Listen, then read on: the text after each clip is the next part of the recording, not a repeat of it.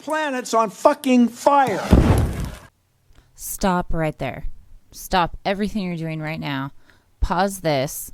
Go to rockfin.com and subscribe to Graham Elwood on there. He just got demonetized along with like 10 other channels, I believe. He's helped my channel out so many times. I honestly cannot thank him enough. So go support independent media. Go support Graham. All he was doing was bringing out the truth with Lee Camp, talking about JFK assassination and Fred Hampton. And before you know it, he got demonetized. So go over there right now. I'll wait. Go do it. Now that you've done that, I appreciate it. And as promised, my episode is going to be covering the Boogaloo Boys. So I was sent this article by actually an activist in town. So let's dive into things. Let me just go ahead and say this is written by Left Coast Right Watch. And I'm going to mention them later too. So Left Coast Right Watch.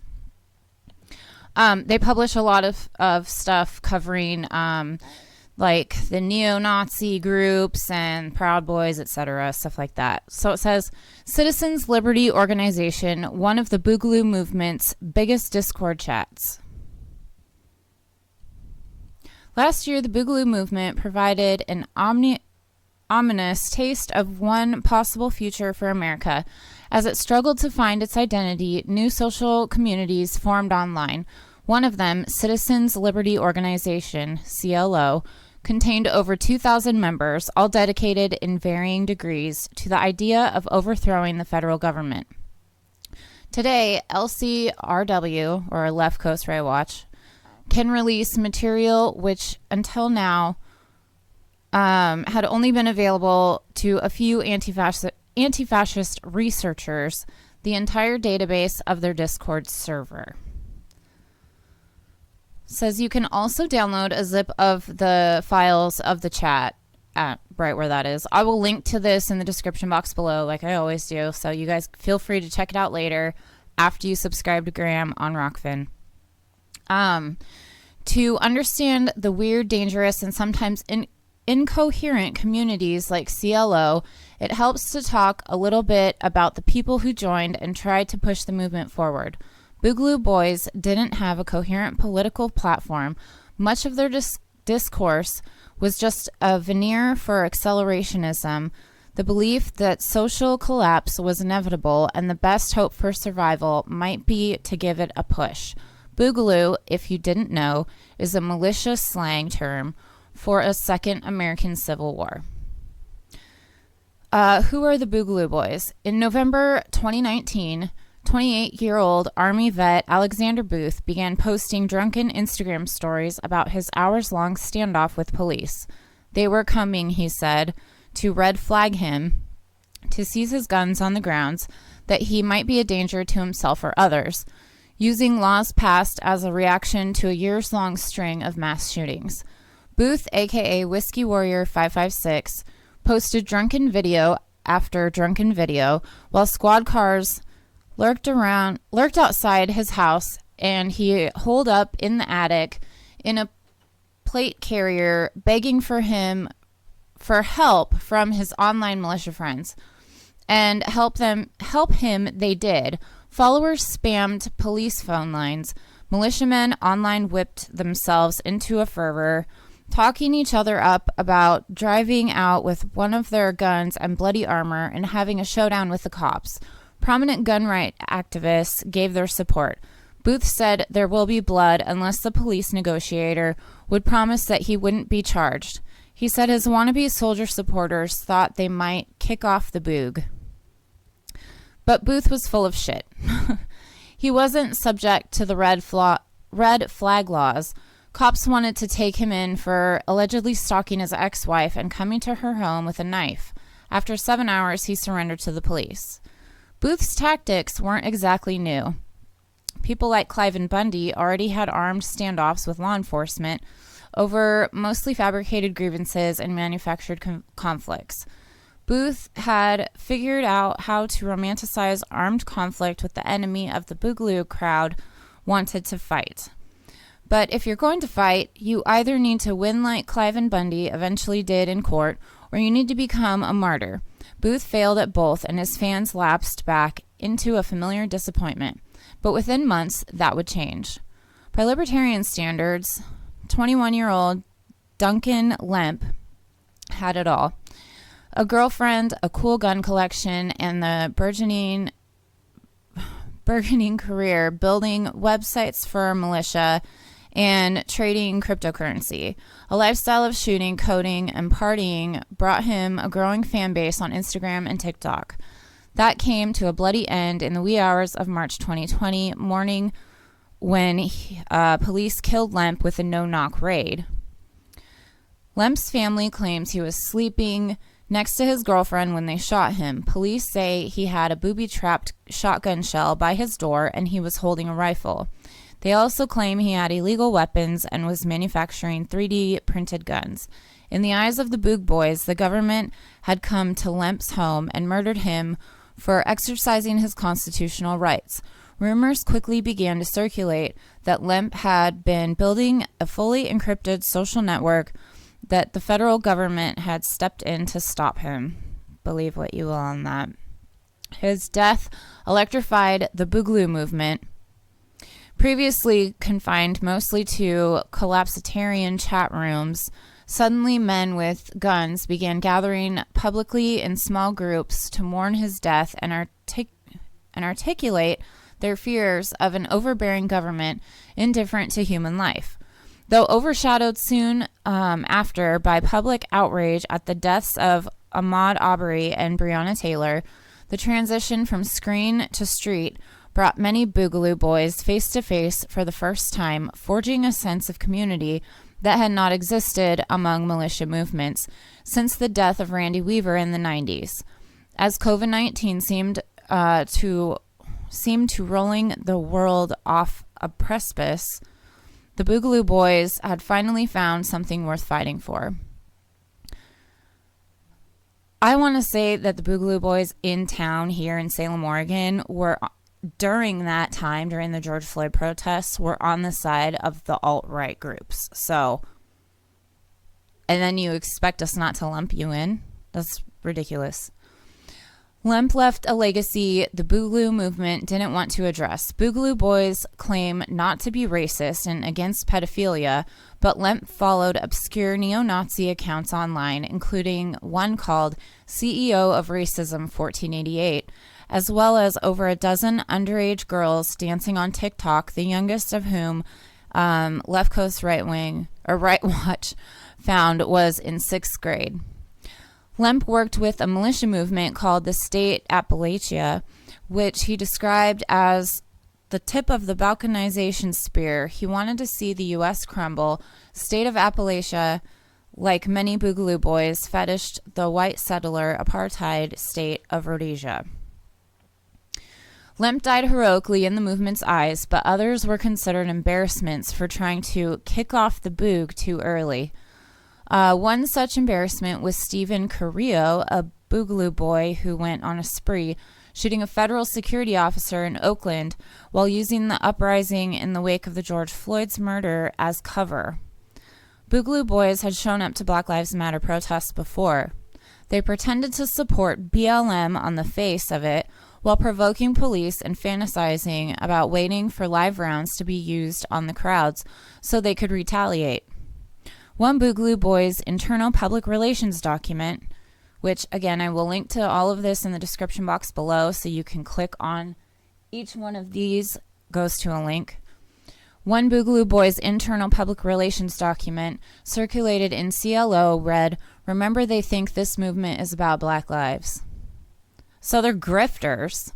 They go to whatever cause they think they can infiltrate, and they use it to benefit what they want to push. Not to mention, they're backing, some of them, not all, I'm not saying every single one of them, but some of them are backing these same fascist groups that want us dead. Literally. Go back and watch my previous videos. There's hits on a lot of our heads. And you want us to work with these people? So it goes on to say, but Carrillo had thrown even those flimsy attempts to the wind. He shot a law enforcement officer and texted his Boog Boy buddies, acting like he was playing a video game. He was, in his words, in hide mode until sheriffs found him in Santa Cruz County. He killed one deputy and seriously injured another with a homemade bomb and his gun before being taken in alive. Boogaloo boys would spend the rest of the movement's life saying he wasn't really one of them, but he was, and he did what most of them wanted to do. Just like when the Proud Boys get in trouble, they're like, no, they weren't really associated with us when that person gets arrested. What did they talk about on CLO? CLO was a place where many shared the horrid misogyny of Alexander Booth, the society collapsing aspirations and 3D printed gun obsessions as Duncan Lemp and Stephen Carrillo's longing for the orgiastic release of battle. Together they plotted and prepared to do violence while painting a thin yet sophisticated veneer of political viability and respectability. Some extremism scholars like J.J. McNabb insisted that the Boogaloo Boys weren't an overall racist movement, citing oft-repeated phrases like racism is not cash money, but often missing the subtextual implications of white victimhood. So I wouldn't necessarily call them alt-right, I'd call them alt-light. But does that mean that they're not backing these same fascist groups? No, it doesn't. They did so here. They just use whatever group they think they can infiltrate. That's it. Let's see. It says, after one CLO user shared a photo of white people washing black people's feet at a protest in a biblical homage, another replied, I can watch people fucking explode, but that shit is why I hate white people. This made user Bender upset. Regardless of whether or not you're white, you need to understand that's just as racist as someone looking at a video of a black person doing something bad and going, this is why I hate black people, Bender replied, adding, in conclusion, racism is not cash money. But CLO wasn't just full of casual racism or philosophical contortions. There were full-on neo-Confederates in chat who posted memes from KKK Rebrand and Unite the Right attendees Identity Dixie. A government that fears arms in the hands of its people should also fear rope. The Boogaloo Boys didn't just make stupid racist jokes and share accelerationist propaganda in CLO. They were planning an insurrection. There were chats for members to coordinate in almost every state, as well as regional coordination hubs. There was a channel for trauma medicine and one for how-tos and information on radio comms. There was a buy-sell trade channel where they put firearms up for exchange. There was even one specifically dedicated to any extremist movement's biggest necessity, public relations. Perhaps most dangerous, one channel had bulletins about red flag laws and the need for quick response forces for standoffs with law enforcement. The Boogaloo Boys viewed civil war was inevitable, and CLO provides a fascinating snapshot of their efforts to prepare and their hopes and fears about how empire might burn. With the events of January 6th, the fire may have been lit in earnest. So, I don't understand how we're supposed to... I get unite, right? The masses, unite the working class against the establishment. I push that all the time. However, if you're telling me that I need to just shut up and get behind anybody that is willing to fight against the empire, you're fucking crazy. I'm sorry. I'm sorry. You are. These people are infiltrating either side, whichever works to their benefit, to push a civil war. they're backing neo-Nazis in the streets as well. The same neo-Nazis that want me dead. That are leaving harassing comments on underneath these videos, actually. Eric. The people that are threatening the activists here in town. You want us to work with those fucking people? No. And you don't need that few to overthrow the empire. It's already, our whole country is crumbling anyway. Capitalism is dying, right? We're living in a failed state. So let it crumble. Let it burn, right? It's imploding. People, there's so many fucking homeless people, I can't even, I have no words. We're in a pandemic. Pretty much a depression. We have no Medicare for all, no stimulus. Nobody gives a shit about us. There's enough working class people where you don't have to give up your beliefs and constantly watch your back because you let people like this into your group to overthrow the government that is already crumbling. Those are my thoughts on it. I don't mean this video as any disrespect towards anybody that had the guy from the Boogaloo Boys on their channel, because I respect those people. They helped me, inspire me to do what I do here. So this is no ill will towards them or like any infighting or any bullshit drama like that. It's just my view on the Boogaloo movement. So one of the authors of this article is Abner Hauge. And they are right here.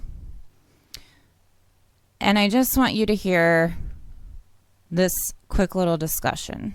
This is referring to the guy, I forget his name, that's been on those outlets representing the Boogaloo Boys. So let's listen to this for a second. No, I was going to point out, incidentally, I was also going to ask you, I should point out that the guy Magnus that Jimmy Doris interviewed on his show, he supports Kyle Rittenhouse. Yeah. So, and that didn't come up.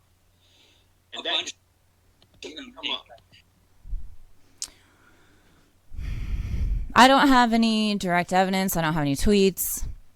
All of them seem to know about it, so I don't have any way to argue against it.